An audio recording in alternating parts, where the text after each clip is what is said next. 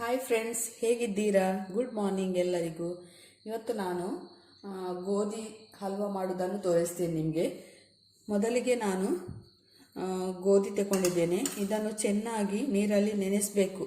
ಅಂದರೆ ನಾನು ಇದನ್ನು ಬುಧವಾರ ರಾತ್ರಿ ನೀರಿಗೆ ಹಾಕಿದ್ದೇನೆ. ಮತ್ತು ಗುರುವಾರ ದಿವಸ ಅದರ ನೀರು ಚೇಂಜ್ ಮಾಡಬೇಕು. ಇವತ್ತು ನಾನು ಶುಕ್ರವಾರ ಮಾಡ್ತಾ ಇದ್ದೇನೆ. ಇದನ್ನು ಗುರುವಾರ ಸಹ ನೀರು ಚೇಂಜ್ ಮಾಡಿ, ಈಗ ಮಾಡುವಾಗ ಸಹ ನೀರು ಚೇಂಜ್ ಮಾಡಿ ಇದನ್ನು ಗ್ರೈಂಡ್ ಮಾಡಲಿಕ್ಕೆ ಹಾಕಬೇಕು. ಇದನ್ನು ನಾನು 1/4 kg ಅಷ್ಟು ತಗೊಂಡಿದ್ದೇನೆ. ನಮಗೆ ಪಾಯಸ ಮಾಡುವ ನೊಚ್ಚು ಅಂತ ಬರ್ತದೆ, ಗೋಧಿ ನೊಚ್ಚು ಅಂತ, ಅದನ್ನು ತಗೊಳ್ಳಿ. ಇಲ್ಲ ಇದರದ್ದು ಗಂಜಿ ಎಲ್ಲ ಮಾಡಿ ಕುಡಿತಾರಲ್ಲ, ಅದೇ ಸ್ವಲ್ಪ ದೊಡ್ಡ ಸೈಜ್ ಇರ್ತದೆ ನೋಡಿ. ಸಜ್ಜಿಗೆ ಅಂತಲೇ ಬರ್ತದೆ, ಅಂದರೆ ದೊಡ್ಡದು ಗೋಧಿ ಪಾಯಸ ಮಾಡುವಂಥದ್ದು ದೊಡ್ಡ ಸೈಜ್ ಇರ್ತದೆ. ಮತ್ತು ನಾನು ಇದಕ್ಕೆ 50 ಗ್ರಾಮ್ನಷ್ಟು ತುಪ್ಪ, ಒಂದು 50 ಗ್ರಾಮ್ನಷ್ಟು ಗೋಡಂಬಿ, 1/4 kg ಅಷ್ಟು ತಗೊಂಡಿದ್ದೇನೆ ನಾನು ಈ ನೊಚ್ಚು, ಅಷ್ಟೇ 1/4 kg ಅಷ್ಟು ಬೆಲ್ಲ, 2 ಏಲಕ್ಕಿ. ಮೊದಲಿಗೆ ನಾನು ಇದನ್ನು ಗ್ರೈಂಡ್ ಮಾಡಲಿಕ್ಕೆ ಹಾಕ್ತೇನೆ. ಗ್ರೈಂಡ್ ಮಾಡಿ ಇದು ಚೆನ್ನಾಗಿ ಗ್ರೈಂಡ್ ಆಗಬೇಕು. ಇದರ ಹಾಲೆಲ್ಲ ಬರಬೇಕು ನಮಗೆ, ಅದಕ್ಕೆ ಅಷ್ಟು ನೆನೆಸಿದರೆ ಒಳ್ಳೆಯದು. ಇಲ್ಲದ್ರೆ ಒಂದು ದಿವಸ ಸಹ ನೆನೆಸಿದರೆ ಸಾಕು. ಈಗ ನಾನು ಇದನ್ನು ಗ್ರೈಂಡರಿಗೆ ಹಾಕ್ತೇನೆ.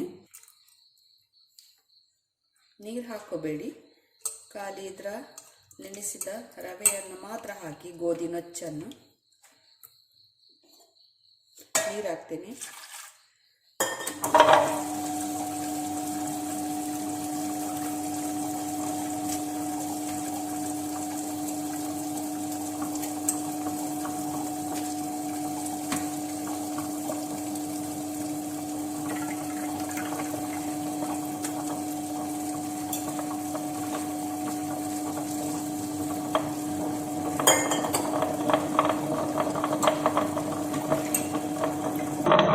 ಏಲಕ್ಕಿಯನ್ನು ಸಹ ನಾನು ಅದಕ್ಕೆ ಗ್ರೈಂಡ್ ಮಾಡಲಿಕ್ಕೆ ಹಾಕ್ತೇನೆ.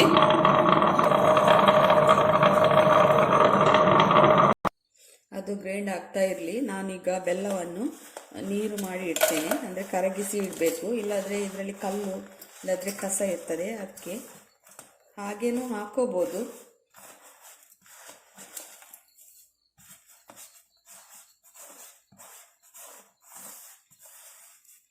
ಇದಕ್ಕೆ ಸ್ವಲ್ಪ ಅರ್ಧ ಲೋಟದಷ್ಟು ನೀರು ಹಾಕುವ. ಈ ಬೆಲ್ಲವನ್ನು ಚೆನ್ನಾಗಿ ಕರಗಿಸಬೇಕು.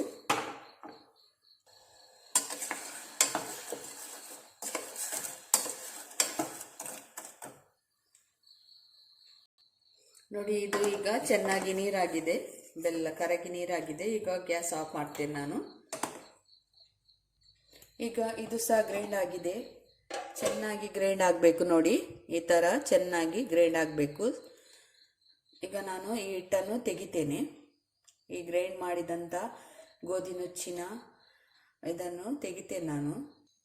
ನೋಡಿ, ಇದು ಗ್ರೈಂಡ್ ಮಾಡಿಟ್ಟು ಇಷ್ಟು ತಿಳು ಉಂಟು. ಇದಕ್ಕೆ ನಾನೊಂದು 3 ಲೋಟದಷ್ಟು ನೀರು ಹಾಕ್ತೇನೆ. ಇದು ಅಂದರೆ ತಿಳು ನಮಗೆ ಎಲ್ಲ ಹಾಲು ಬರಬೇಕು ಅದರದ್ದು.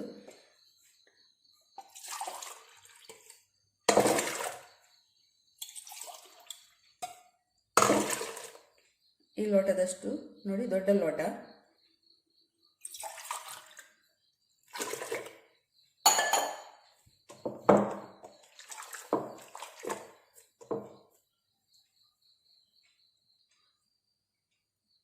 ನಾನು ಇದಕ್ಕೆ ಹಾಕ್ತೇನೆ, ಶೋಧಿಸ್ತೇನೆ.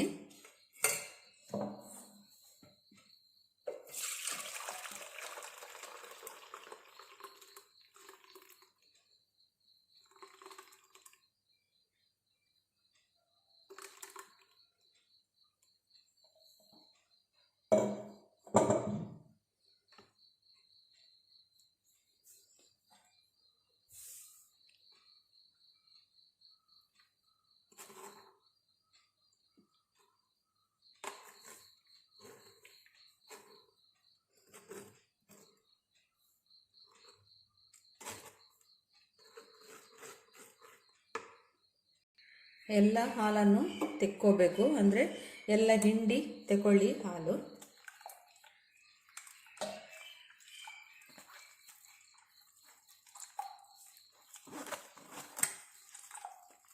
ಈ ಥರ ಒತ್ತಿ ಒತ್ತಿ ಎಲ್ಲ ಹಾಲನ್ನು ಸಹ ತೆಗೀರಿ. ಹಾಲು ಬಿಡಬೇಡಿ ಇದ್ರದ್ದು.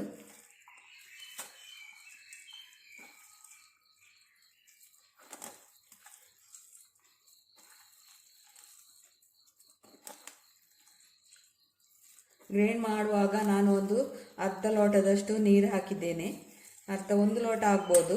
ಮತ್ತು ಈಗ 3 ಲೋಟ. ಜಾಸ್ತಿ ನೀರು ಹಾಕ್ಕೊಳ್ಳಿಕ್ಕೆ ಹೋಗ್ಬೇಡಿ. ಜಾಸ್ತಿ ನೀರು ಹಾಕಿದರೂ ಸಹ ಸ್ವಲ್ಪ ಇಡಿ. ನಿಮಗೆ ಜಾಸ್ತಿ ಅಂತ ಇದ್ದರೆ ಮೇಲಿನ ಒಂದು 2 ಗಂಟೆ ಇಟ್ಟರೆ ಅದರಲ್ಲಿ ಮೇಲೆ ನೀರು ನಿಲ್ತದೆ, ಅದನ್ನು ತೆಗೆದು ಬಿಸಾಡ್ಬೋದು. ಅಂದರೆ ಟೇಸ್ಟ್ ಏನು ಹೋಗಬಾರ್ದು ಅಂತ ನಾನು ಹದವಾಗಿ ನೀರು ಹಾಕ್ಕೊಂಡು ಹೀಗೆ ಹಿಂಡಿ ಹಾಲು ತೆಗೆದು ಬೇಗನೆ ಮಾಡ್ತಾ ಇದ್ದೇನೆ.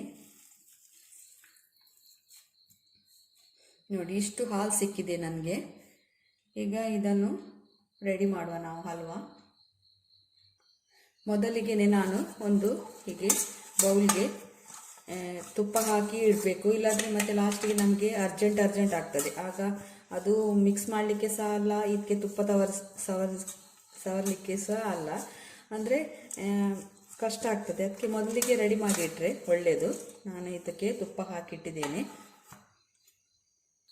ನೋಡಿ, ನಾನೊಂದು ಬಾಣಲೆ ಇಟ್ಟಿದ್ದೇನೆ. ಅದಕ್ಕೆ ಒಂದು 2 ಸ್ಪೂನಷ್ಟು ತುಪ್ಪ ಹಾಕ್ಕೊಂಡು ಗೋಡಂಬಿಯನ್ನು ಹುರಿತೇನೆ.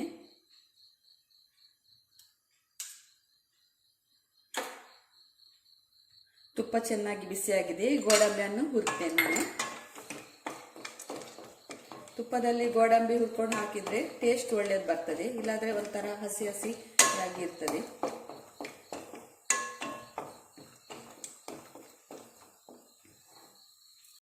ಇದು ಗೋಡಂಬಿ ಫ್ರೈ ಆಗಿದೆ, ಕಲರ್ ಚೇಂಜ್ ಆಗಿದೆ, ತೆಗಿತೇನೆ ನಾನೀಗ. ಈಗ ಅದೇ ಬಾಣಲೆಗೆ ನಾನು ಮಾಡಿಟ್ಟ ಹಾಲನ್ನು ಹಾಕ್ತೇನೆ. ಹೀಗೆ ಸ್ವಲ್ಪ ಮಿಕ್ಸ್ ಮಾಡಿ ಹಾಕಿ. ಬಾಣಲೆಗೆ ಹಾಕುವಾಗ ತಳದಲ್ಲಿ ನಿಲ್ಲಿ ಬಿಡ್ತದೆ, ಅದಕ್ಕೆ.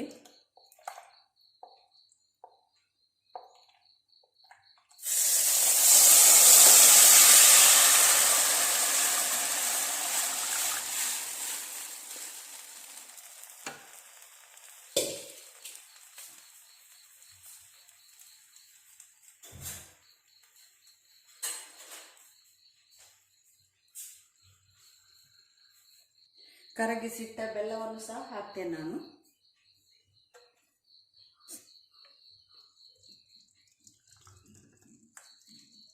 ನಿಮಗೆ ಸ್ವಲ್ಪ ಬೆಲ್ಲ ಸಿಹಿ ಕಡಿಮೆ ಅನಿಸಿದರೆ ಹಾಕೋಬಹುದು. ಇನ್ನು ಇದನ್ನು ಕೈ ಬಿಡದೆ ಈ ಥರ ಮಿಕ್ಸ್ ಮಾಡ್ತಾ ಇರಬೇಕು. ಗ್ಯಾಸ್ ಸ್ವಲ್ಪ ಮೀಡಿಯಮ್ ಆಗಿ ಇಡಿ, ತುಂಬ ಫಾಸ್ಟ್ ಬೇಡ, ತುಂಬ ಸ್ಲೋನು ಬೇಡ, ಮೀಡಿಯಮ್ ಇಟ್ಟು ಹಿಂಗೆ ಮಿಕ್ಸ್ ಮಾಡ್ತಾ ಇರಿ. ಬೇಗನೆ ಆಗ್ತದೆ ಇದು.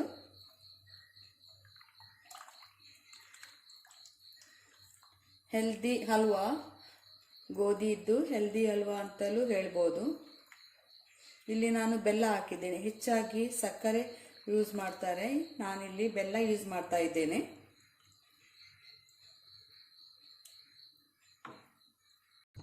ನೋಡಿ, ಈಗ ಸ್ವಲ್ಪ ಗಟ್ಟಿ ಆಗ್ತಾ ಬಂದಿದೆ, ನಿಮಗೆ ಗೊತ್ತಾಗ್ತದೆ. ನೋಡಿ, ದಪ್ಪ ದಪ್ಪ ಆಗಿದೆ. ನೋಡಿ, ಹೀಗೇನೆ ಕೈ ಬಿಡದೆ ತಿರುಗಿಸ್ತಾ ಇರಬೇಕು ಮಾತ್ರ. ಕೈ ಬಿಟ್ಟು ಹೋಗ್ಬಾರ್ದು ಆಚೆ ಈಚೆ, ತಳ ಹಿಡಿದು ಬಿಡ್ತದೆ. ನೋಡಿ, ಈಗ ಈ ಥರ ದಪ್ಪ ಆಗ್ತಾ ಬರ್ತದೆ. ಆಗ ನಾನು ಒಂದು 3 ಸ್ಪೂನ್ನಷ್ಟು ತುಪ್ಪ ಹಾಕ್ತೇನೆ. ತುಪ್ಪ ಹಾಕ್ಕೊಂಡು ಚೆನ್ನಾಗಿ ಮಿಕ್ಸ್ ಮಾಡಿ.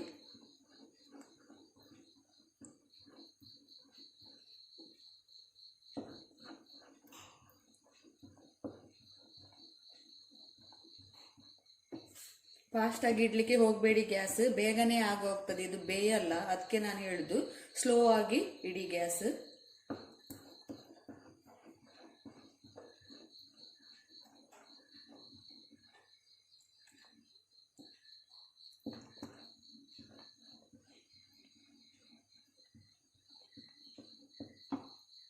ಈಗ ಇನ್ನೂ ಸ್ವಲ್ಪ ತುಪ್ಪ ಹಾಕ್ತೇನೆ, 3 ಸ್ಪೂನಷ್ಟು.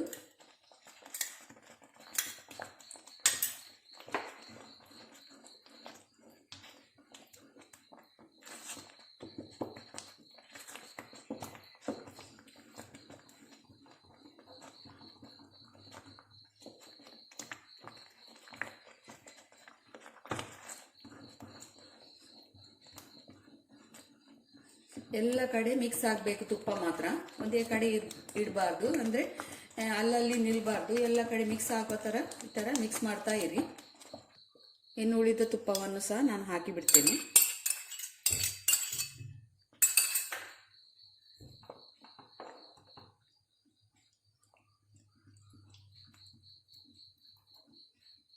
ಇದಕ್ಕೆ ಒಂದು 15-20 ನಿಮಿಷ ಬೇಕು ಈ ಹಲ್ವಾ ಮಾಡಲಿಕ್ಕೆ. ಅಂದರೆ ಗ್ಯಾಸ್ ಮೇಲೆ ಇಟ್ಟ ನಂತರ ಒಂದು 20 ನಿಮಿಷ ಬೇಕು. ಬೆಲ್ಲ ನಿಮಗೆ ಕಮ್ಮಿ ಅನಿಸಿದರೆ ಸ್ವಲ್ಪ ಜಾಸ್ತಿನೂ ಹಾಕ್ಕೋಬೋದು. ಸ್ವೀಟ್ ತುಂಬ ಸ್ವೀಟ್ ಕೆಲವರಿಗೆ ಇಷ್ಟ, ಕೆಲವರಿಗೆ ಸ್ವಲ್ಪ ಹದ ಸ್ವೀಟ್ ಸಾಕಾಗೋದಿಲ್ಲ, ಅಂಥವರಿಗೆ ಜಾಸ್ತಿ ಬೆಲ್ಲನೂ ಹಾಕ್ಕೋಬೋದು.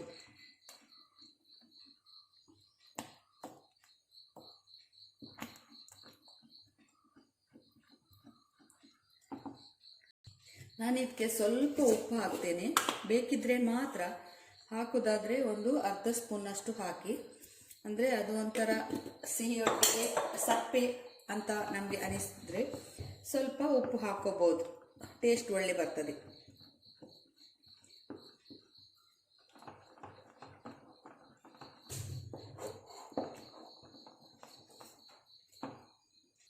ನೋಡಿ ಈ ಥರ ಆಗ್ತಾ ಬಂತು ನೋಡಿ. ಈಗ ಇದು ಆಗಿದೆ ನೋಡಿ, ಬಬಲ್ಸ್ ಬಂದು ಹೊಡಿತದೆ ನೋಡಿ, ಬಲೂನ್ ಥರ ಬಂದು ಮೇಲೆ ಬಂದು ಹೊಡಿತದೆ. ಆಗ ಆಗ್ತಾ ಬಂದಿದೆ ಇದು.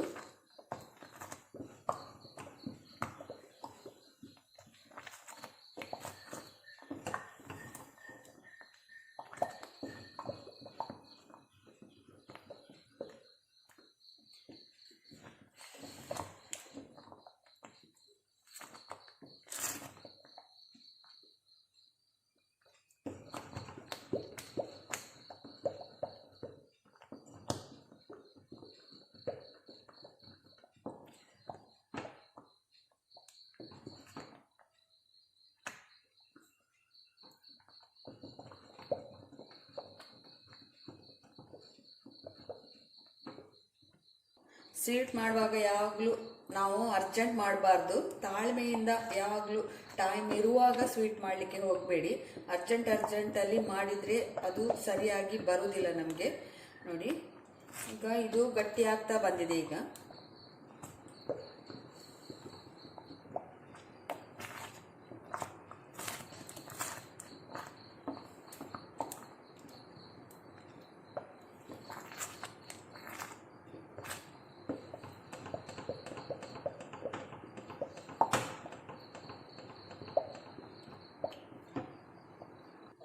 ಈಗ ನಾನು ಹುರಿದಿಟ್ಟ ಗೋಡಂಬಿಯನ್ನು ಹಾಕ್ತೇನೆ. ಅದಕ್ಕೆ ಚೆನ್ನಾಗಿ ಮಿಕ್ಸ್ ಮಾಡಿ. ಇದು ಈಗ ಆಗಿದೆ, ರೆಡಿ ಆಗಿದೆ ನೋಡಿ, ದಪ್ಪ ಆಗಿದೆ ಇಷ್ಟೊಂದು ನೋಡಿ. ಈಗ ನಾನು ಗ್ಯಾಸ್ ಆಫ್ ಮಾಡ್ತೇನೆ. ಈಗ ನಾನು ತುಪ್ಪ ಹಾಕಿ ಇಟ್ಟ ಪಾತ್ರೆಗೆ ಹಾಕ್ತೇನೆ ನೋಡಿ. ತುಂಬ ದಪ್ಪ ಹಾಕೋಬೇಡಿ.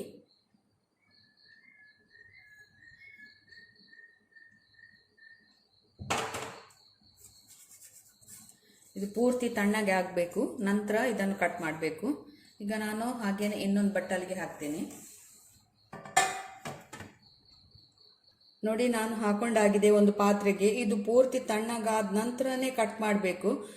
ಮೊದಲಿಗೆನೆ ನಾವು ಅರ್ಜೆಂಟಾಗಿ ಕಟ್ ಮಾಡಲಿಕ್ಕೆ ಹೋದರೆ ಕಟ್ ಮಾಡಲಿಕ್ಕೆ ಚೆನ್ನಾಗಿ ಬರೋದಿಲ್ಲ. ಈಗ ಇದು ಒಂದು 2 ಗಂಟೆ ಆದರೂ ಇಡುವ. 2 ಗಂಟೆ ಅಂತ ಇಲ್ಲ, ಎಷ್ಟು ತಣ್ಣಗಾಗ್ತದೆ ಅಷ್ಟು ಒಳ್ಳೆಯದು, ಕಟ್ ಮಾಡಲಿಕ್ಕೆ ಒಳ್ಳೆಯದು ಬರ್ತದೆ ನಮಗೆ. ನೋಡಿ ಇದು ಪೂರ್ತಿ ತಣ್ಣಗಾಗಿದೆ. ಈಗ ನಾನು ಒಂದು ಪ್ಲೇಟಿಗೆ ಹಾಕ್ತೇನೆ ಇದನ್ನು.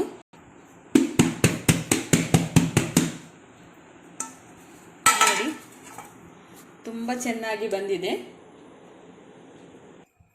ನೋಡಿ. ನಾನೀಗ ಕಟ್ ಮಾಡ್ತೇನೆ ಇದನ್ನು. ತುಂಬ ಸಾಫ್ಟ್ ಆಗಿ ಬಂದಿದೆ.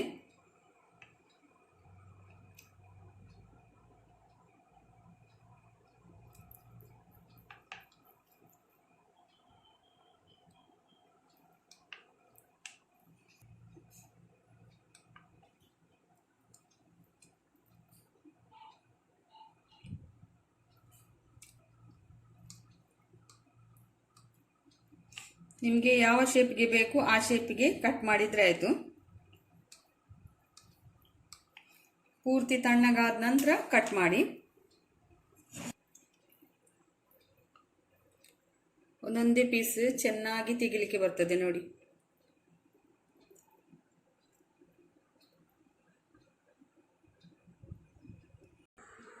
ನೋಡಿ, ಆರೋಗ್ಯಕರವಾದ ಗೋಧಿ ಹಲ್ವಾ ರೆಡಿಯಾಗಿದೆ. ಬೆಲ್ಲ ಹಾಕಿ ಮಾಡಿದ್ದು ತುಂಬಾ ಟೇಸ್ಟ್ ಆಗ್ತದೆ. ನೀವು ಸಹ ಒಮ್ಮೆ ಟ್ರೈ ಮಾಡಿ. ನಿಮಗೆ ಈ ರೆಸಿಪಿ ಇಷ್ಟ ಆದರೆ ನನಗೊಂದು ಲೈಕ್ ಕೊಡಿ, ಶೇರ್ ಮಾಡಿ, ಸಬ್ಸ್ಕ್ರೈಬ್ ಮಾಡಿ. ಓಕೆ, ಬಾಯ್.